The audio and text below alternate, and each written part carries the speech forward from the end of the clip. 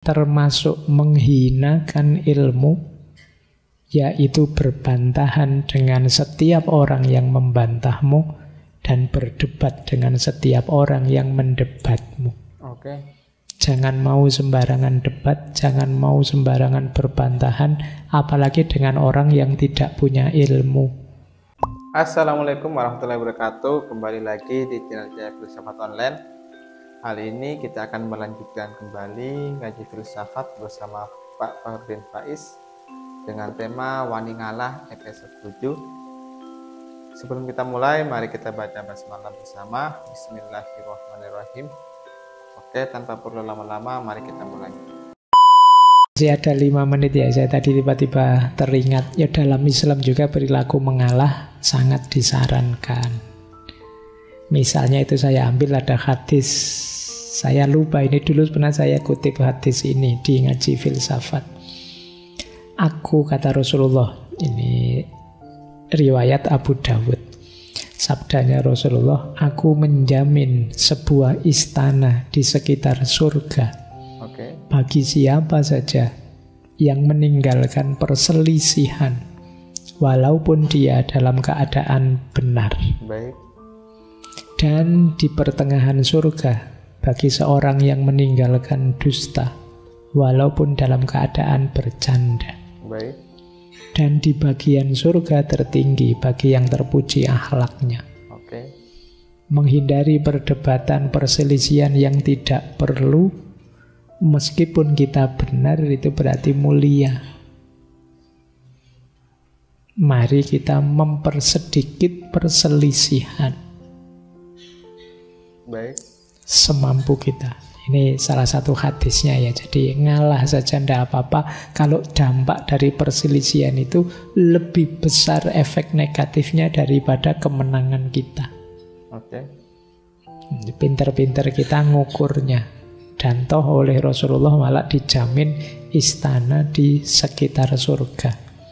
Itu kan lumayan kita. Meskipun di sekitar surga kan kalau main misalnya nongkrong di kafenya surga kan tinggal nyebrang. Kan dekat.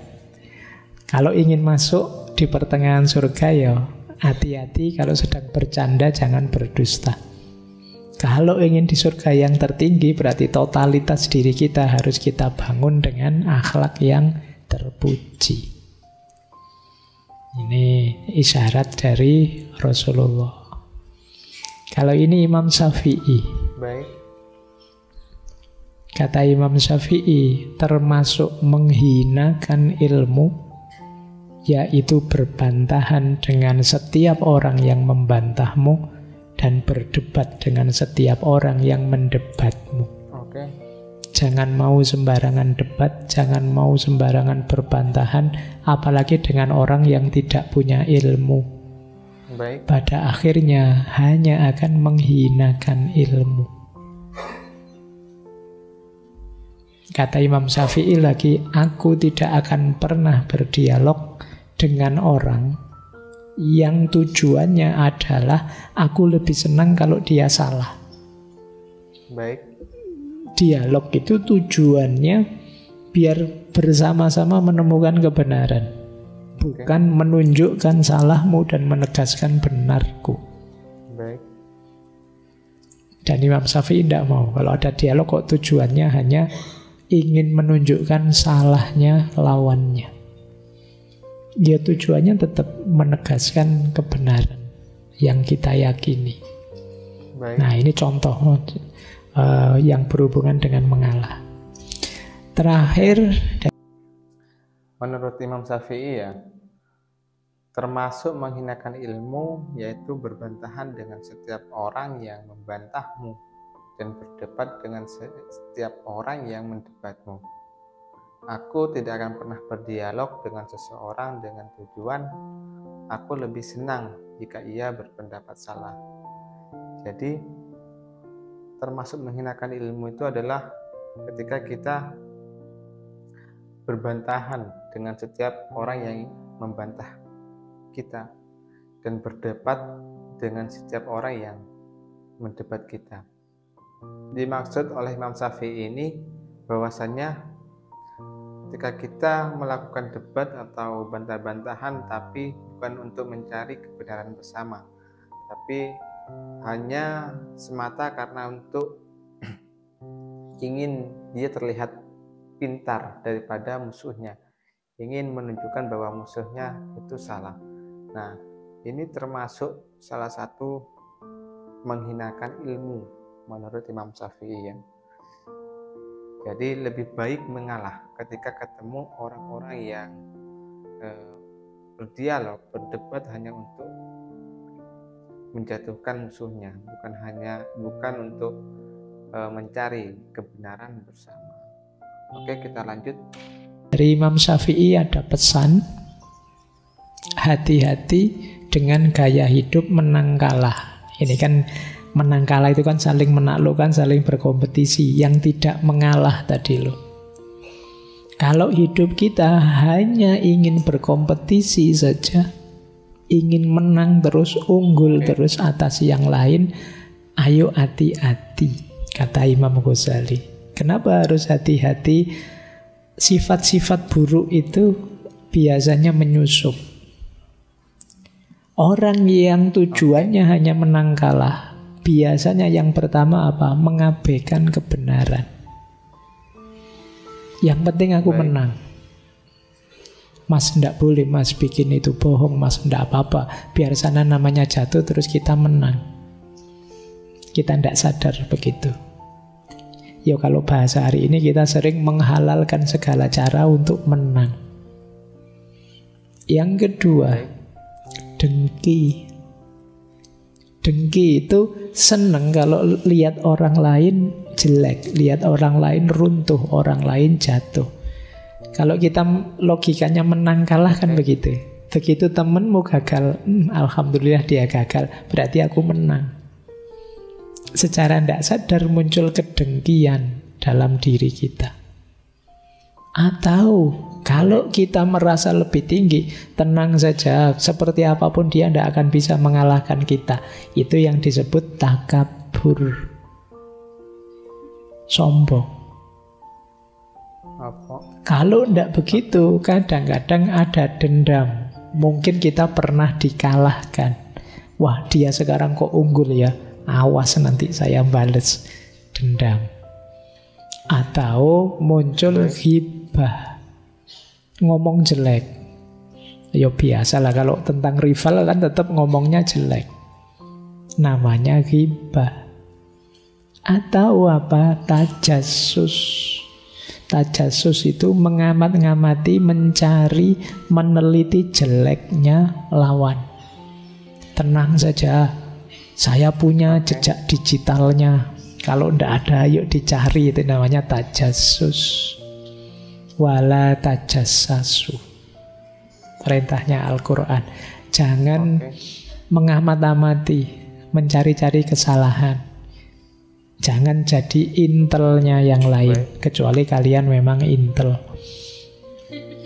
Ya, kalau bukan intel ya jangan praktek jadi intel. Jangan tajassus. Kadang-kadang kita jatuh pada munafik. Demi bisa menang, kita menciptakan kepalsuan-kepalsuan diri. Dan tentu saja mudah terjebak riya, pamer. Ini lo hebatku, ini lo luar biasaku. Jadi hati-hati yang mode hidupnya menang kalah. Pak, apa enggak boleh Pak, kita menang, kita unggul dari yang lain boleh, tapi jangan dijadikan mode hidup.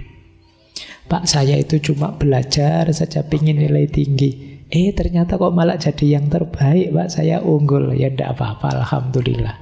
Tapi tidak diniati sejak awal untuk mengalahkan semua yang lain. Entah caranya gimana, saya harus nomor satu.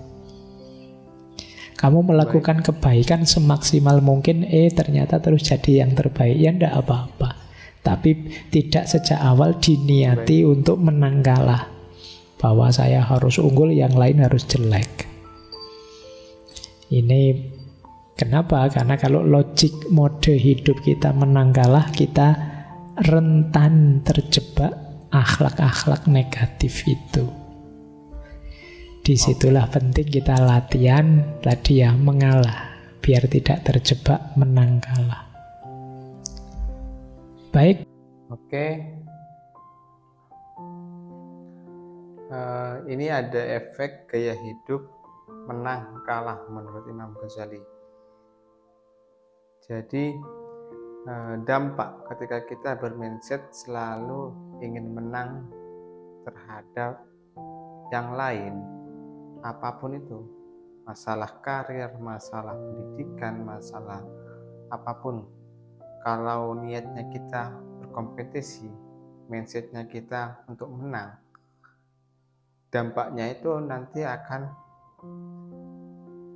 mengabaikan kebenaran menurut Imam Ghazali. Jadi berbagai macam cara agar kita menang, meskipun itu caranya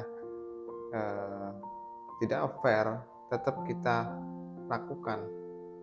Dan kedua, ada dampaknya itu dengki terhadap orang lain. Ketika orang lain itu lebih depan daripada kita. Dan nomor 3, ada takabur, kesombongan, menimbulkan kesombongan terhadap diri. Dan nomor 4, ada rasa dendam. Ketika kita merasa terkalahkan, maka ada dendam terhadap orang yang lebih unggul daripada kita. Kelima, ada ghibah, tajasus, nifak, dan riya. Jadi intinya menurut Imam Ghazali, kita boleh unggul daripada yang lain, asalkan niat kita bukan untuk berkompetisi, bukan untuk menang, tapi kita bersungguh-sungguh. Niatnya itu untuk bersungguh-sungguh apa yang kita lakukan. Masalah nanti kita unggul daripada yang lain tentang karir, pendidikan, kesuksesan, apapun itu bonus. Asalkan jangan bermindset untuk dan berniat untuk menang. Mungkin itu. Thank you yang sudah nonton sampai selesai. Kurang lebihnya mohon maaf. Assalamualaikum warahmatullahi wabarakatuh.